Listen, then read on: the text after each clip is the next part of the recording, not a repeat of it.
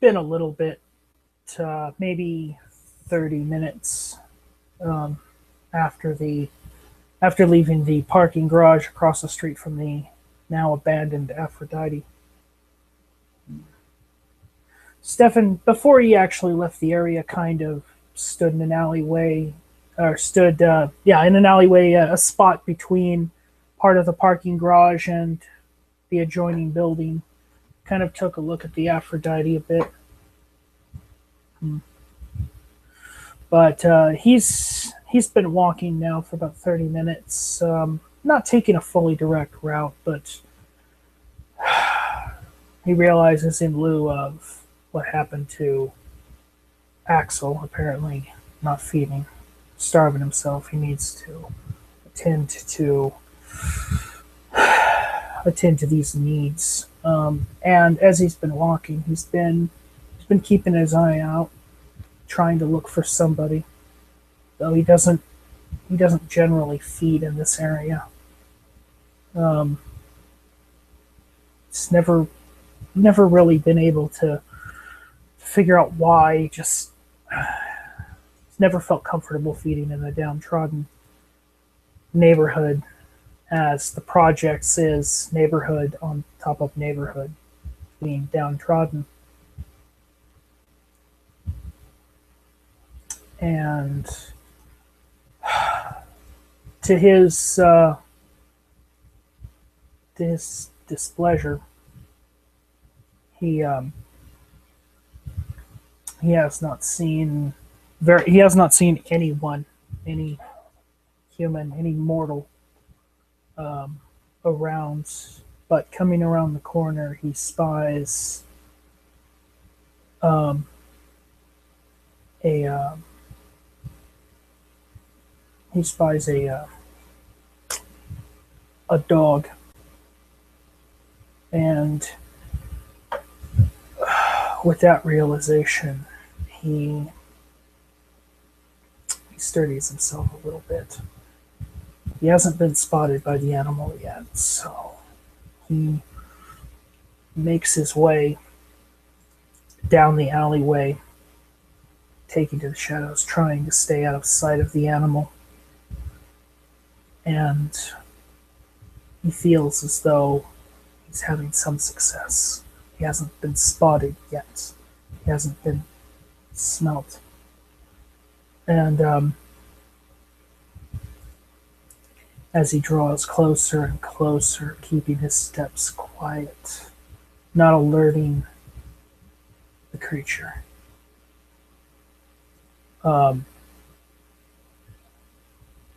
he moves in to try to subdue the animal, giving himself long enough to sink his fangs in, to at least cause it to not struggle as hard as most animals do in the presence of most kindred. And he does, only barely. He comes out of just before he comes out of obfuscate, he grabs the animal, one arm around the neck, one arm around the body, and quickly sinks his fangs into the creature's neck. Realizing though that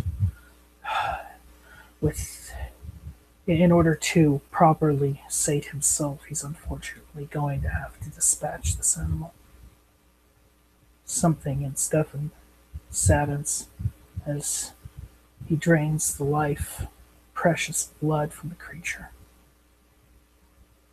And as he continues to feed, to sate his own hunger, he feels the animal's struggle start to lessen. The body begins to go limp. And eventually there's no more fight in this creature whose life has been given up so that Stefan may continue another night. He looks around in the alleyway. It's actually a good thing that nobody is around. Nobody's anywhere near to witness what's happened, especially, no doubt, at least one little yip, at least a yip, a slight bark from the creature, and the dog. He goes over to a dumpster, and in practiced fashion, he kind of lets out a sigh.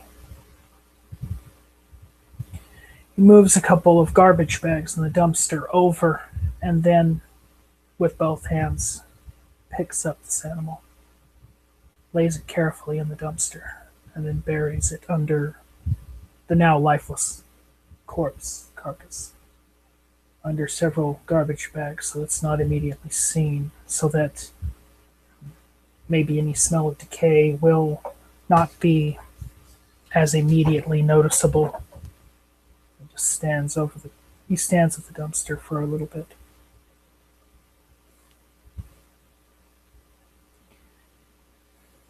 I did not mean to end you. I thank you for your valiant sacrifice. Just know that there is, even for creatures such as yourself, there's a place in the kingdom of heaven for you. His head bows a little bit as he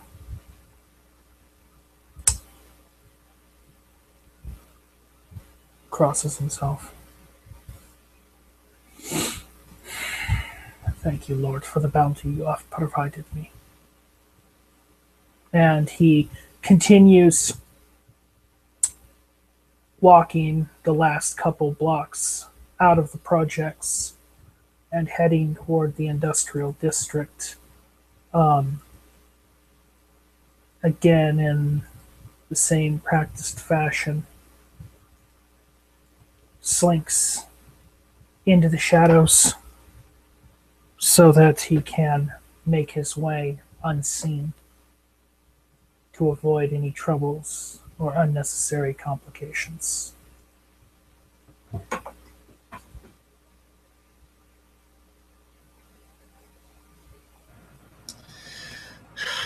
Mutt is still by that dumpster, left there by Ardito and Mort.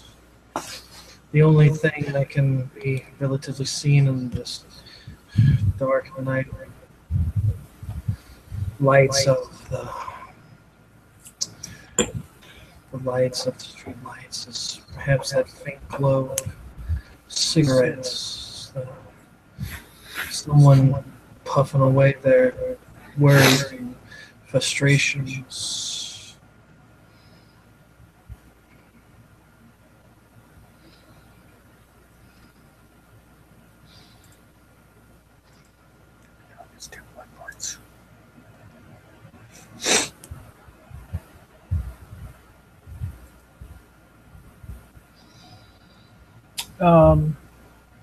As Mutt is sitting there and Stefan is making his way now outside of the projects, or right on the edge of the projects,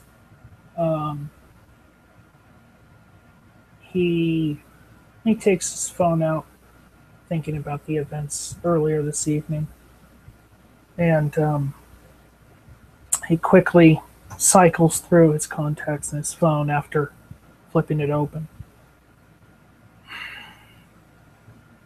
Decides to call Ruben. Mutt's still out of it. Perhaps it takes a couple of the vibrations in the jacket to snap him out of what's going on. He sees the number. There's a feeling of guilt, maybe shame, but that thing, something compels him to answer. Yeah. Good evening, Ruben. Hey, hey, Stefan. How are you holding up after the tragedy this evening? The tragedy is exactly what you should call it. I just wanna lay down and die somewhere right now. Maybe that's what I should just fucking do. Well, I've had a little bit of time to think. I've been walking more the long route in the projects than I usually do, and I have managed to feed. Have you managed to get yourself something? No, I've just been sitting here. No. Do not ignore your hunger. Axel may have done something that is foolish, but it was not for no reason. Whatever suffering he may be going through or has gone through should not be in vain. It should not be a wasted effort on his part. But you should get yourself something to eat, at least to keep yourself above that area where the beast starts calling. But make your way to the industrial district. I'm on my way to work, I know. and we can talk there. Okay. Mutt finishes the phone call. Hearing Stefan say he should feed, maybe he's right. Maybe I should feed a little, calm my nerves as he gets up from the refuse of the dumpster, the lights, the street lights flickering on and off as if they're perhaps an homage to the conflicting emotions he's feeling. He starts walking in the direction of the industrial area. What is it? Perception, survival, regular human, or do wits of survival? You can do with survival. Are you're feeding at the top of the downtown, north edge of the downtown district? Yeah. In the projects.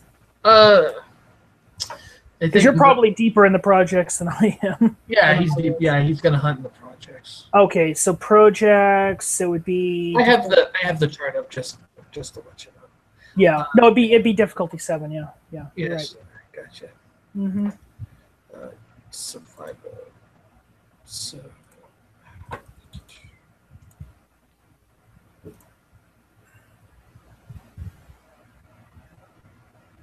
Ah.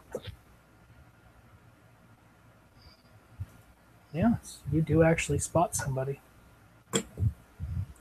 A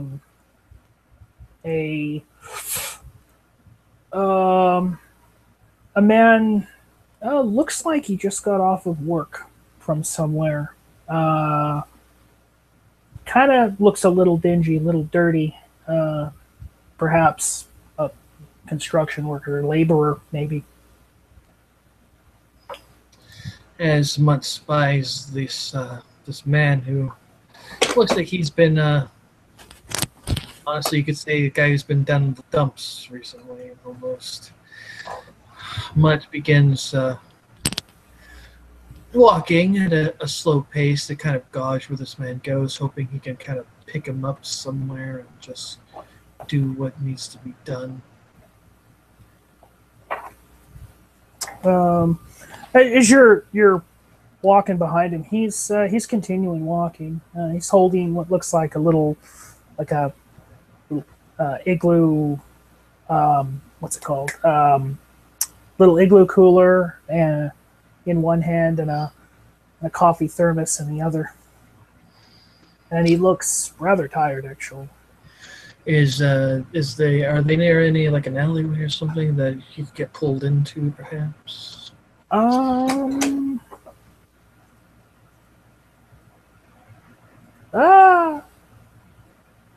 At this moment, actually, he crosses the street, and when he gets to the other side, it's a rather open section. of the projects. Heading south down the projects. Mutt thinks about this, decides no, the risk is too much. He'll try somewhere else, maybe. Maybe he'll be lucky. Is Mutt as his hunger score? Well, that's what I'm not sure of. He had... I don't know if blood drinks count as a blood point. He got... from what I remember from the scene with Axel and Mort, he took like 3 from a dock worker. And then so you're probably not like hungry. No. Yeah. So you're good. You're good. You can resist that. Okay. If Mutt sees a dog, well, maybe. But should I see? He's tired. It's going to be really difficult. Oh wow! As you're actually, are you following behind him the whole way, or? Yeah. He's still kind of gauging him. How far behind him? I would say like 2-3 people back, I guess. He kind of looks back, just casually, because he hears footsteps behind him. It's like, oh, hi, you getting off work as well? Yeah. He kind of looks at you a little bit and kind of a little wary. Not because you're black or anything, but no, just the way you're dressed. Yeah, of course. It's like you're not gonna. No, man. I just had a bad day at work. I just thought, walk around a little. No, I know a feeling. I've been. That whole renovation thing the city's been trying to do. Yeah. Projects. Yeah. I'm glad for it actually, because I've been struggling trying to find work, and that kind of gave me what I needed. That's good for you, man. For me, it's been hard trying to find a job myself. I got one. It's not much for right now, but he kind of looks at you a little bit. Well, you ever? I mean, I know it's not much, but you ever done general labor on a construction site? Yeah, I tend to do that from time to time. Sometimes people just. I work for this. I work for this contractor that's working on, I guess, renovating one of the old tenements, and I think the boss, I think foreman might still be looking for some more people. It's the northeast corner of the projects. It's like 6 blocks up from that what's it called? That community center. Vale, right? It's like 6. Yeah. It's like 5, 6 blocks north of Vale on that edge. I think it's Field. No. Oh God. Lopez Construction, I think. It's not a very big outfit, but I mean they got a pretty good. No, you crew. You get renovation. You get some good pay. Yeah, they might be like still looking for some. I know there was like one guy who who was let go because I just kept coming to work, drunk and high, and yeah. Yeah. Well, I don't. I do any of those things unless you count cigarette as a major vice. A lot of the guys smoke. Whether they're working on their breaks, but no, you should. I mean, I think I got number. Yeah, yeah. Here. I got the Mutt number in my takes it. phone. Yeah, Lopez Construction. It's not a very big company, but it's a pretty good group group of guys. Now, are you actually going to attempt to still feed on him? Because you are making conversation. No, Mutt's not gonna feed on Okay. Well, I I, I gotta. This is my street. him. So All right. Listen. Thanks. Uh, maybe I'll come around sometime. yeah. Have a Arnold. uh, Ruben. You just call me Ruben. Uh, Cool. you have a nice night, sir. Yeah. You too. Uh, I'd say be safe, but looks like you hang out with a pretty rough crowd. I gotta get some sleep though. Yeah, sleep. Maybe I'll do that when I get back home. And maybe just sleep off stuff a little. Tomorrow's a new day, right? Yeah, that's what I keep hearing. Another day, another dollar, and you know we work in stiffs. We struggle while everyone on the top just gets richer and richer. Huh? Yeah, know Yeah. exactly what you mean. As Take it easy, Ruben. I gotta get home. Yeah, you too, Arnold. As these two almost kindred spirits when it comes to knowing a hard night's work take their leave, Mutt decides to continue on to to the last resort, Stefan's place, to continue their conversation. For some reason, he's there's a hint of hunger, but maybe it's just something's off in Mutt right now. It's just can't feel like eating right now. As he makes his way to the last resort and goes in. Yeah, it takes you some time walking the whole way, maybe 45 minutes, something like that. I mean, you're probably not walking that slow snail's pace, but Yeah. yeah, about 45 minutes. You get to last resort, and when you walk in, see Stefan behind the bar. He just walks back behind the bar, bar rag in hand, uh, presumably probably wiping the table down. There's like two people, not counting him, in the bar right now.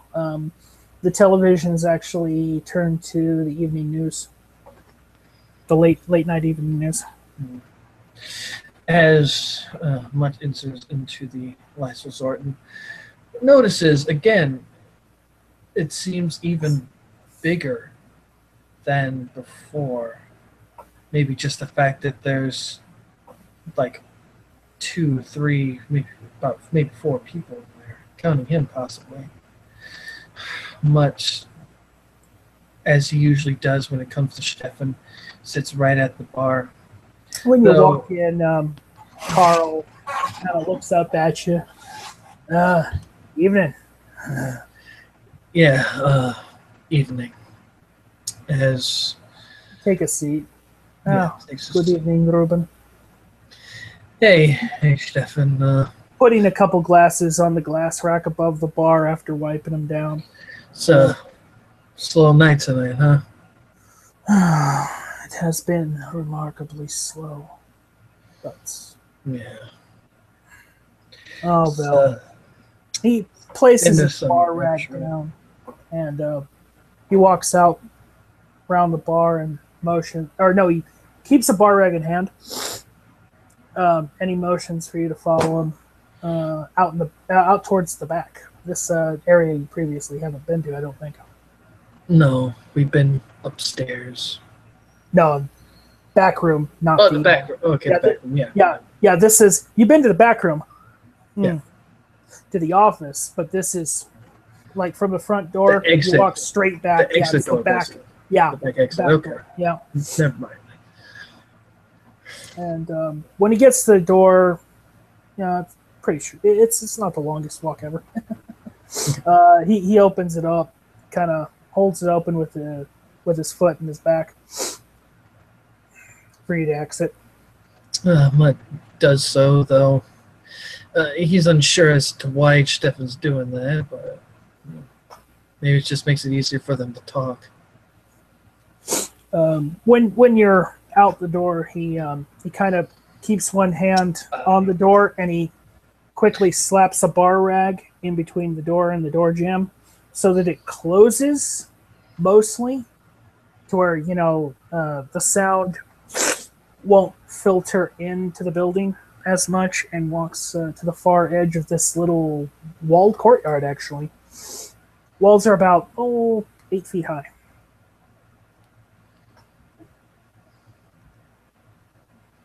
Now, I guess earlier this evening, I cannot help but feel that I am very much to blame for that tragedy. It's not your fault, Stefan. No. Nobody gets it. I am the one who told you that, suggested what you should do and how you should do it, though I was not expecting you to assault Mr. Voltaire. I don't get it. When Zachary's done nothing to...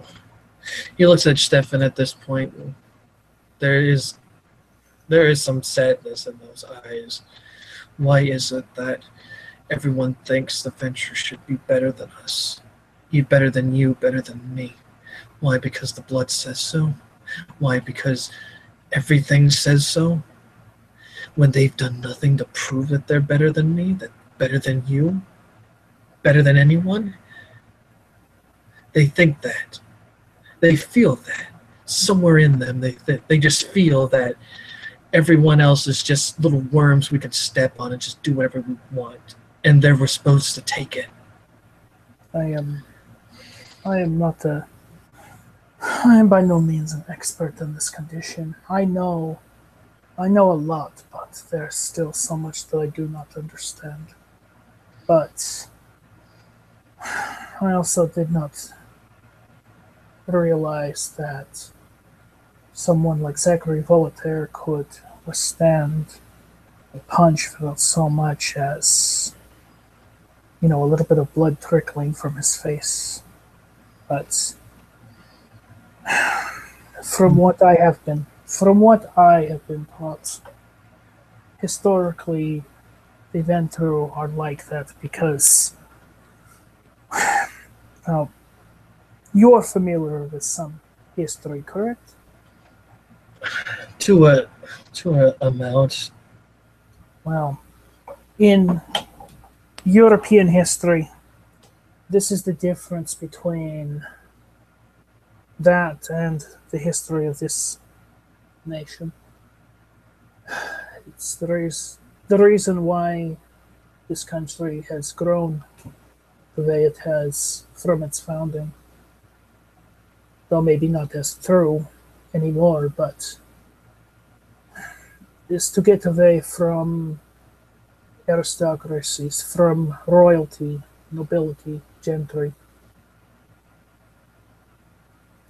Historically speaking, from our perspective, that is what the Ventru are. Even in these nights, they still see themselves as lords and kings. But, Stefan, if that's true, then why is it that Zachary Voltaire has not shown that he's kingly? Every action that he's done has not been for the benefit of anybody else except himself. Not everyone who sees himself as a lord is necessarily fit to rule, is necessarily the most moral, and does not necessarily have the best interest of anyone but themselves in mind. With Zachary Volater, the one thing that I have noticed so far. I almost tried to kill him, didn't I? If he didn't have that. Oh, you could have, I'm sure. But the reason why I left the way I did that last night in the Emerald Scorpion is because at the moment that I was trying to speak to him after saying what I did to Ardito as polite as I could, and yourself as polite as I could, and then turning to him, when he said what he said, I felt my vocal cords choke.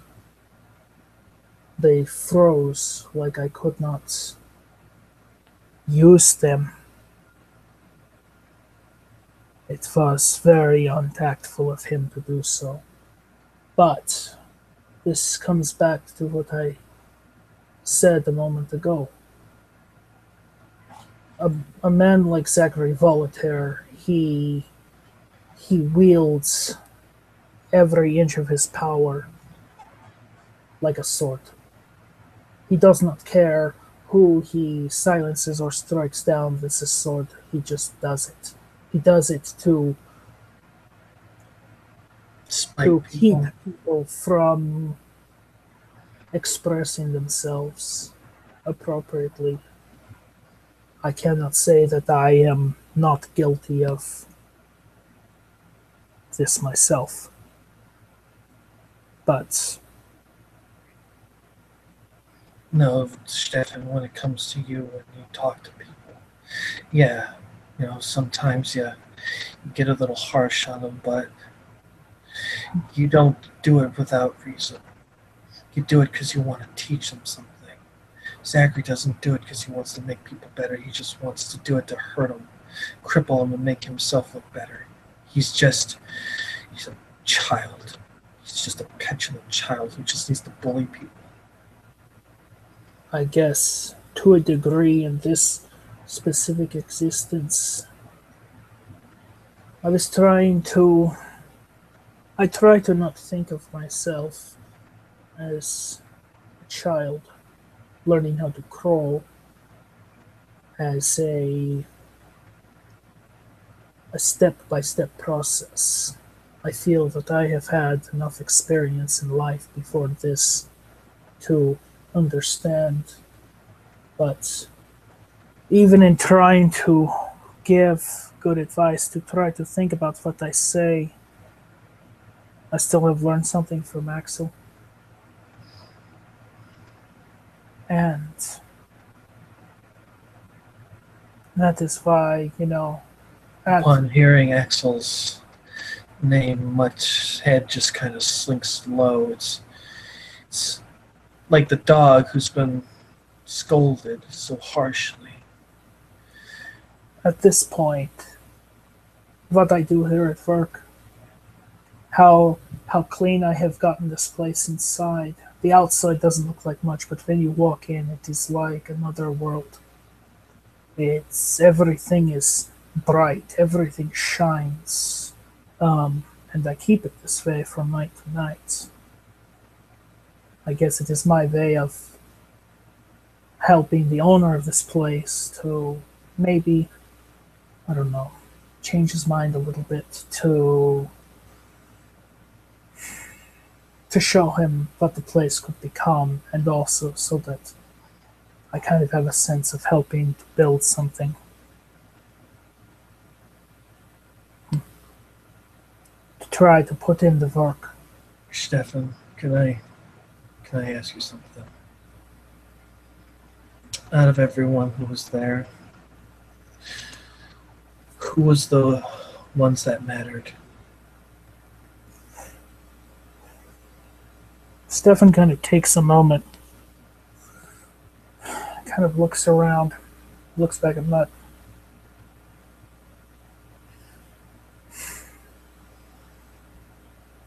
Technically speaking, Ruben, all of us mattered.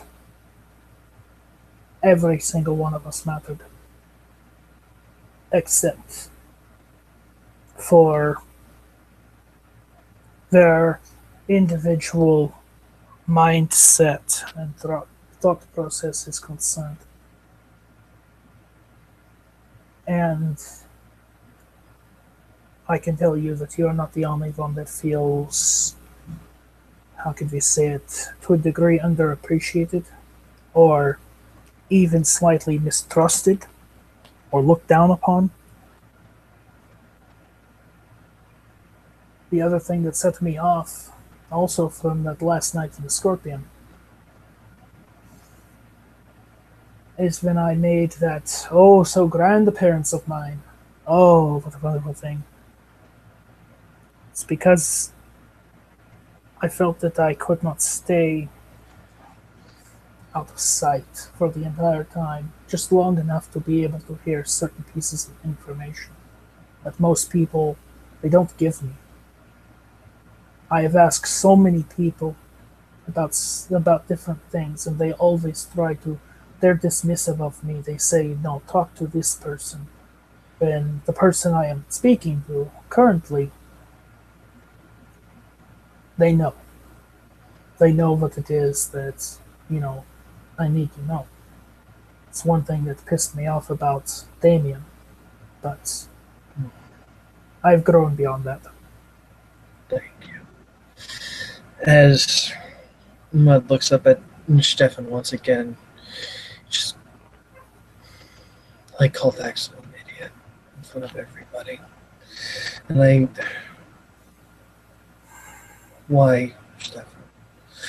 Why is it that Axel does something, people listen, and even though he messes up, people don't let him take it to heart too much? When it happens to me, everybody wants to throw it up in my face. Even though I help out so much, and I've helped out a whole bunch of people. This is why I feel that I have personally failed you in one regard. As Stefan says that, Mutt actually kind of takes him and gives him that, the shoulder hugs, the brother hugs, Stefan returns it. And then he kind of backs away a little bit. I told you, I gave you, I said what I said. It is the same thing that I actually, in a way, only slightly different wording, told Axel. It's why and it is because of, well, specifically after learning more about his specific condition, why I recommended that he take a more hands-off approach, to be more the manager. If somebody needs to clean up a mess that could create a complication, they can call him. He will direct them how to take care of it. He will give them the tools, and then they will go about and do it. Because I realized that he could not do it from night to night himself without risking himself. That's what I wanted to try and do to everyone else. Everybody else needed to know this. Everybody needs to realize what cleaning a mess entails. But Zachary voluntarily didn't get it. He thinks that just, oh, look at me, I don't have to worry about feeding. I got what I need all the time. Lucky fucking do to you.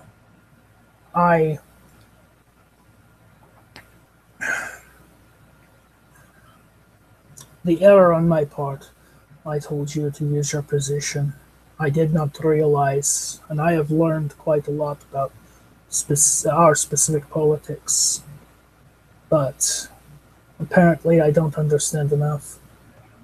Because I would have thought the same thing, Stefan. Apparently your position does not even matter outside of the clan. It is like a token. It's like giving a child a piece of candy when they are upset or sad to keep them in line. And Stefan,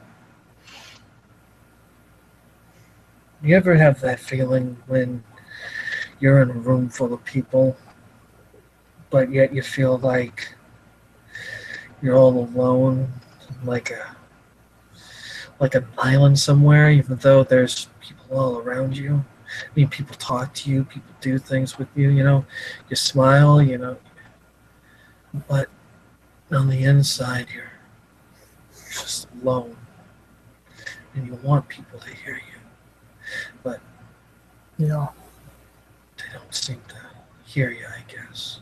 that is where I was when I was still mortal myself for months after my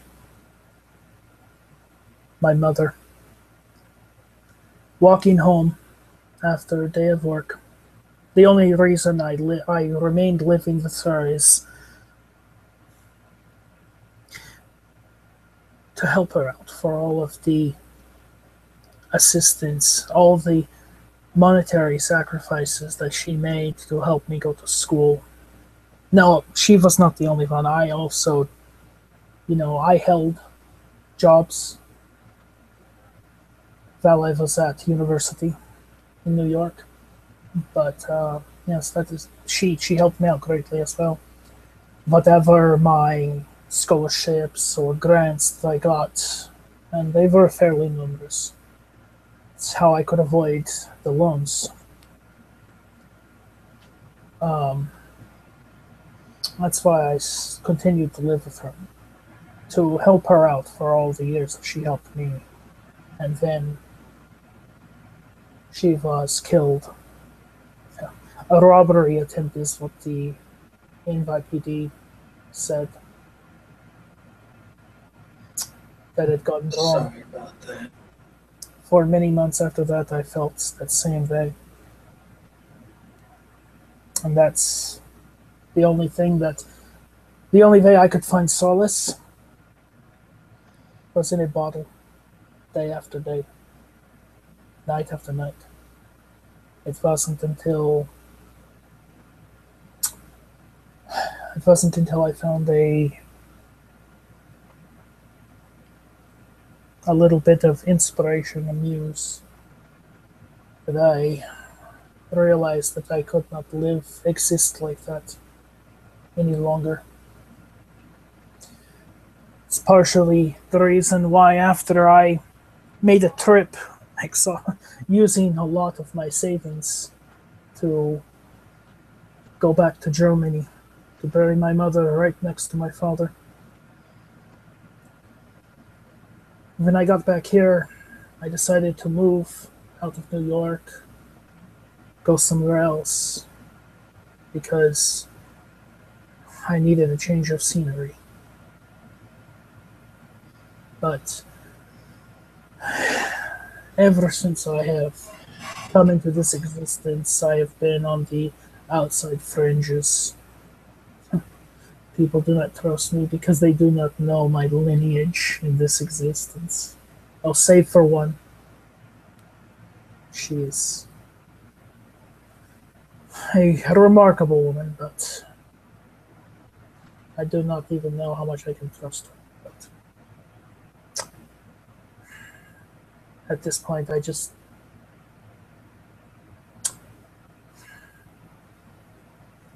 don't feel that trying to help someone out, trying to give someone advice and raise them, help them to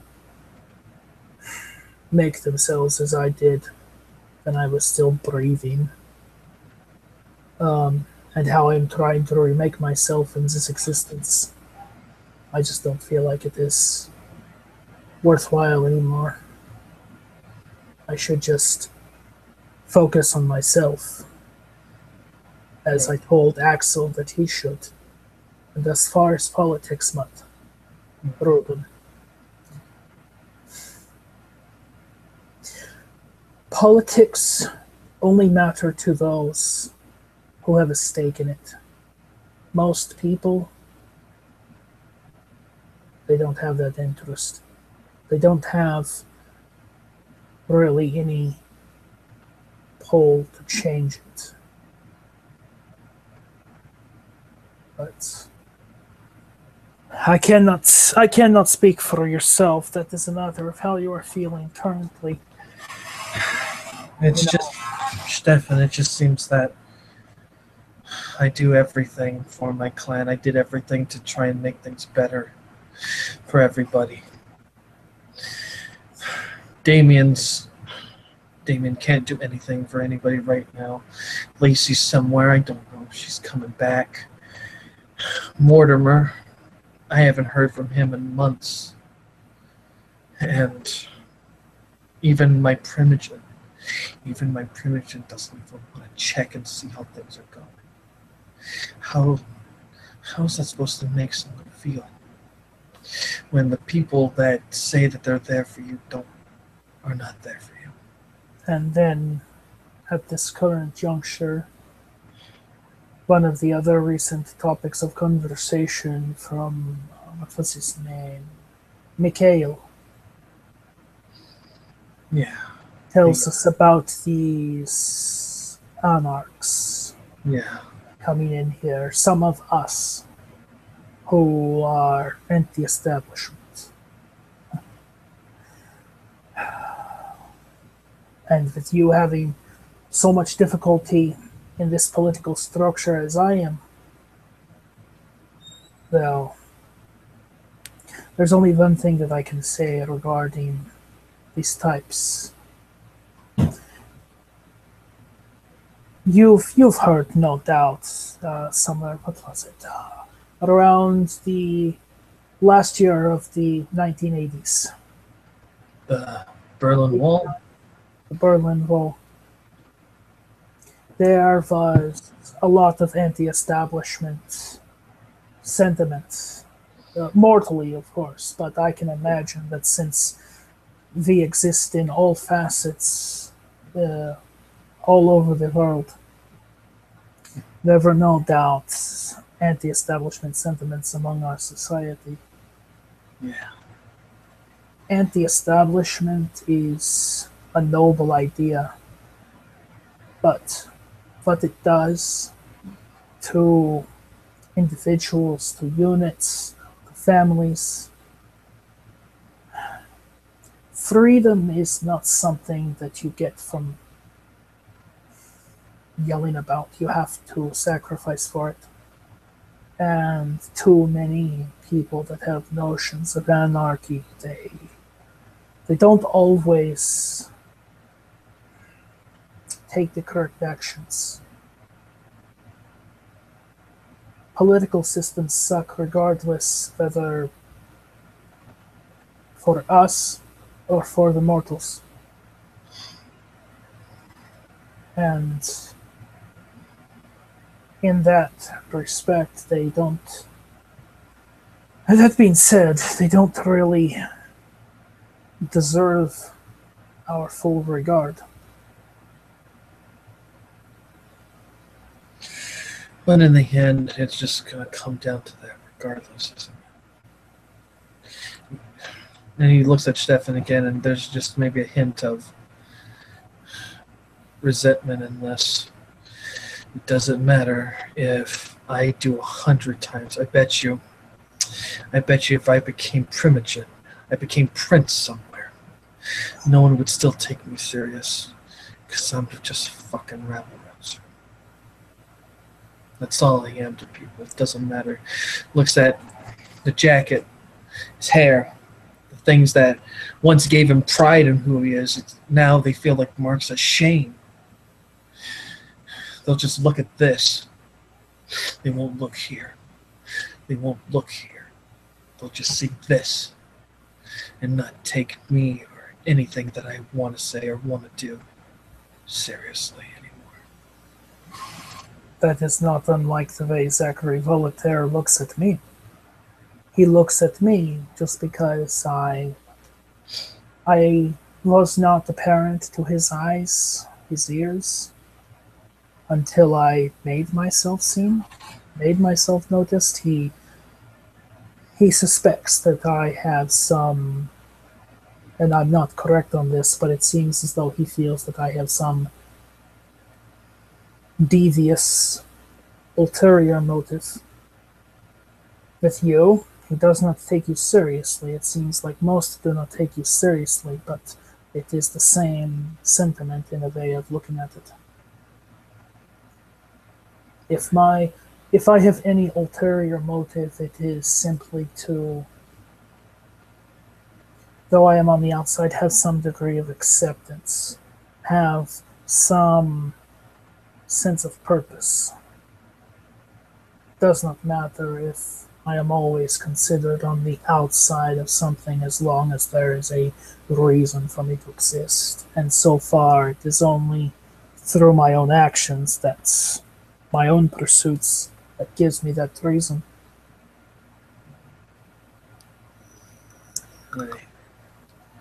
I get what you're talking about, maybe.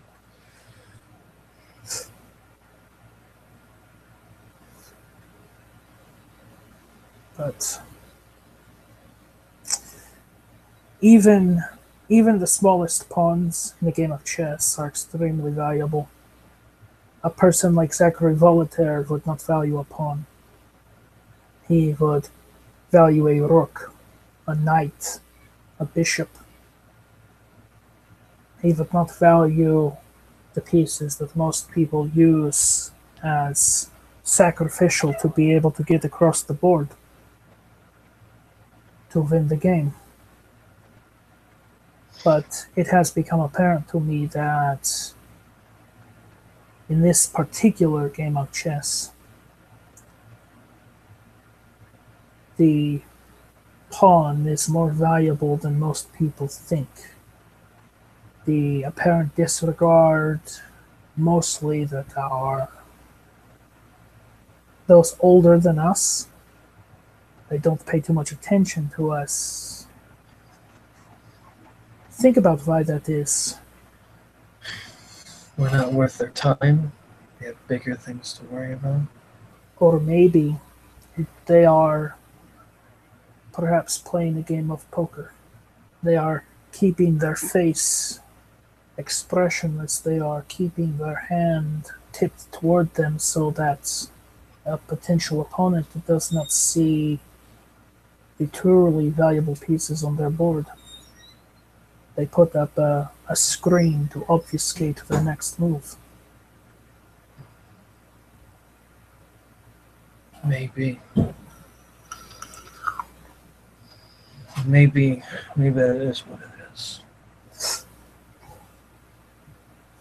I mean, I got brought in for a reason, right? Couldn't have just been random.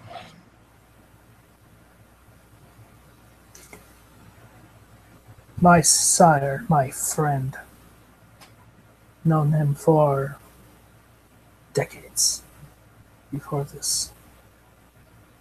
He taught me a lot. You could say he properly prepared my mind to absorb all of the information that I would need to be able to get by and to survive in this existence, this harsh existence. Everywhere you look, predators, always looking for some opportunity to lay low one person so that they can elevate themselves in a selfish ploy. But he never told me the reason why he did this to me.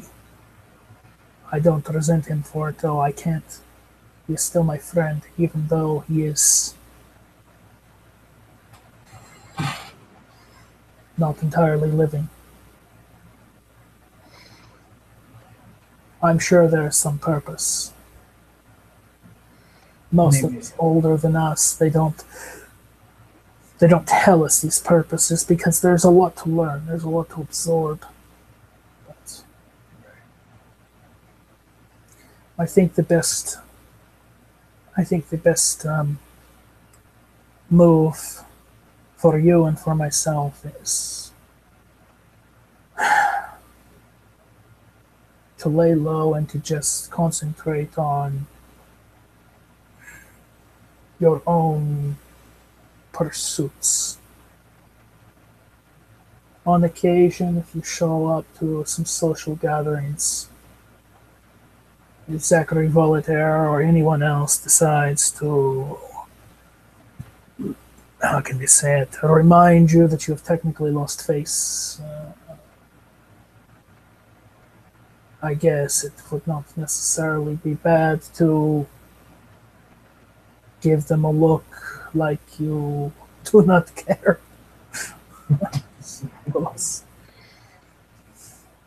Wouldn't that be a fun thing?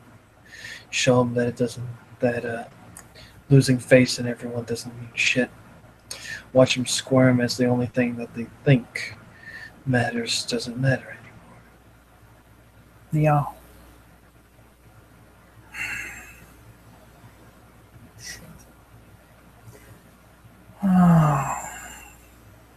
So much to learn. So much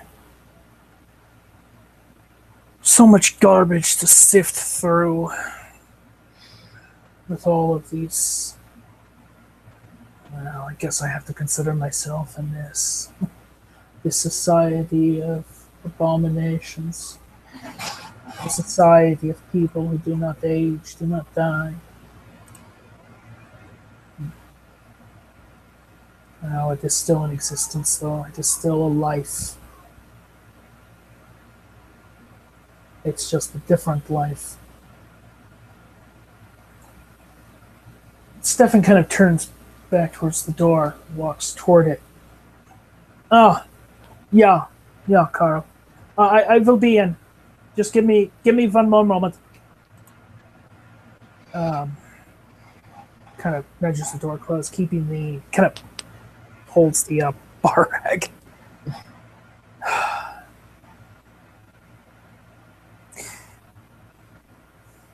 The previous pact that was made, the reminder of where your loyalty should lie. Just because Zachary Voltaire seems to be a little bit of a prick, maybe have an attitude of entitlement, I don't believe that is adequate to look towards something like those posters that have been put up all around the city. I don't believe it is. It's not fair to abandon ship on a whim, because whether it is the Camarilla or sense of national pride, you have to have something that is larger than yourself to be devoted to.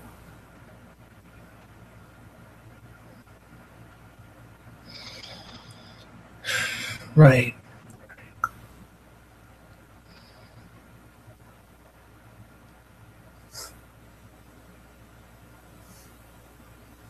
But I should get back to work. Apparently, a few more people have come in. Right. Feel free to hang around, though. I mean,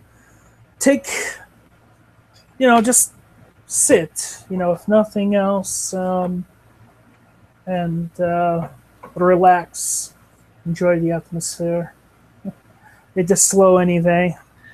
One person not making purchases is not going to necessarily make a difference. All right. I'll stick around. Stefan opens the door, grabbing the bar rag, flipping it over his shoulder, and holds it open for Mutt. Mutt enters into the last resort once again. Maybe there's been a change in how he's kind of presenting himself. Maybe he's no longer kind of slunched down like a child who's been scolded. His head's raised up a little bit, back to that almost same position as one should be. As Stefan and Mutt head in to the last resort, the night itself goes. Well, these two, at the very least, can enjoy each other's company for a little while longer.